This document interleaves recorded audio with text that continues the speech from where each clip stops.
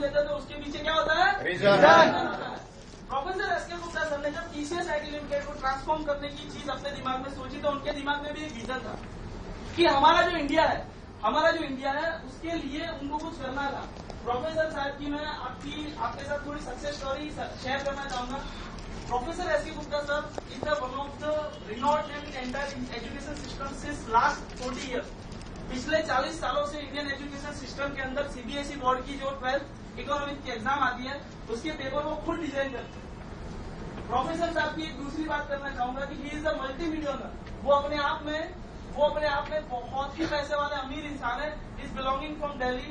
वो पैदा उस वक्त हुए थे, उस जगह पे हुई थी जहां पे आज पाकिस्तान है, लेकिन आज आप मानोगे नहीं, लेकिन उनकी एज 79 ईयर की है, फिर भी वो इंडिया के बारे में सोचते हुए टीसीएस आईटी लिमिटेड को उन्होंने डिजाइन करा। उनकी एक बात और भी बताना चाहूंगा कि जब 1965 के अंदर प्रोफेसर साहब एक ऐसे लौटे इंसान थे कि जिनके पास आज की डेट में जो बीएड हम बोलते हैं उसके समकक्ष डिग्री थी। Is the only one person, ये पहले इंसान इंडिया के कि जिनको यहाँ से इंडिया से साउथ अफ्रीका के अंदर टांजानिया करके एक सिटी है, देश जो सिटी भी और कंट्री का भी उसका दर्जा है, वहां पे यूनिवर्सिटी ऑफ टांजानिया में उनको एजुकेशन लेवल अप लाने के लिए इंडियन गवर्नमेंट ने 5 साल तक भेजा था। हिस्ट्री में ऐसा पहला केस था कि इसको इंडियन गवर्नमेंट ने यहाँ से साउथ अफ्रीका भेजा हो। क्या हमारे एमपी साहब के लिए एक जबरदस्त क्लैपिंग नहीं?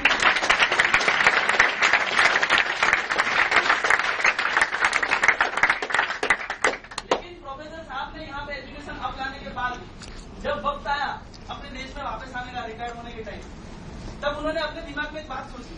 जैसे कि हम लोग सोचते हैं कि हमारा क्या होता है कि हम लोग बहुत ही बुद्धिशाली होते हैं, लेकिन हमारे घर में हमारी कोई कदर नहीं होती। यस, यानी कि हम जितने भी बुद्धिशाली हो, लेकिन हम क्या करते हैं, हमारे घर को ही उजाला नहीं ले सकते।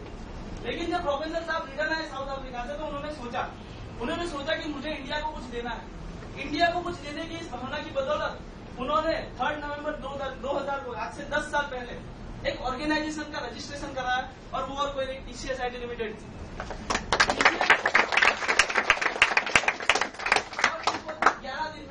11 दिन में प्रोफेसर एस के गुप्ता सर को उसको चलाने की मंजूरी दे दी गई और पिछले 8 सालों से उन्होंने एक ही विजन पे काम किया, एक ही विजन पे, और वो विजन था इंडिया को मोर एजुकेटेड और इकोनॉमिकली पावरफुल नेशन बना। आज कितने लोगों को पता है कि इंडिया एक डेवलपिंग कंट्री है, यानी कि विकासशील देश है? कितने लोगों को पता है? जिसको पता है वो अपने हाथ खड़े करेगा, क्योंकि यहाँ पे हॉल में सारे लड़के बैठे हैं, मुझे ऐसा पता है। यानी कि लड़के के हाथ ऐसे होते हैं, ऐसे। अच्छा सर, आप मुझे बताओ कि विकासशील का मतलब क्या होता है? प्लीज सर, आप खड़े होइए। आपका नाम? विवेक सर के लिए विकासशील का मतलब क्या होता है?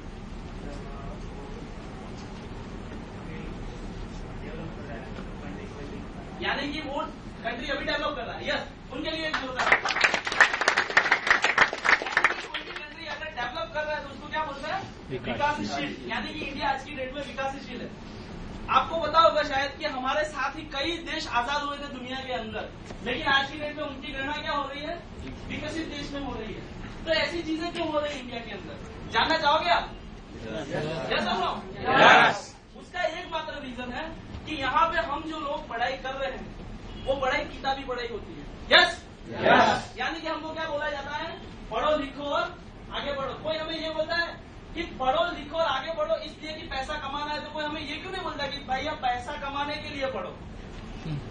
ये चीज उनके दिमाग में थी। उन्होंने टीसीएस आईटी लिमिटेड को इसलिए ट्रांसफॉर्म किया कि वो इंडिया को पैसे की दृष्टि से और एजुकेशन की दृष्टि से नंबर 1 बना सके। और इसीलिए आज से 28 साल पहले 31 मार्च 2008 को उन्होंने टीसीएस आईटी लिमिटेड को पूर्ण रूप से मार्केट के अंदर लॉन्च किया।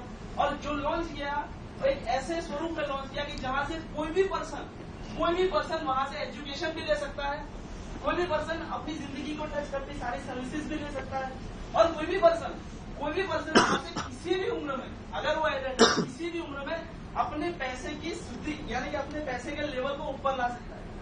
यानी कि उन्होंने एक ऐसी चीज को डिजाइन करा कि जिसका विजन था to provide the best service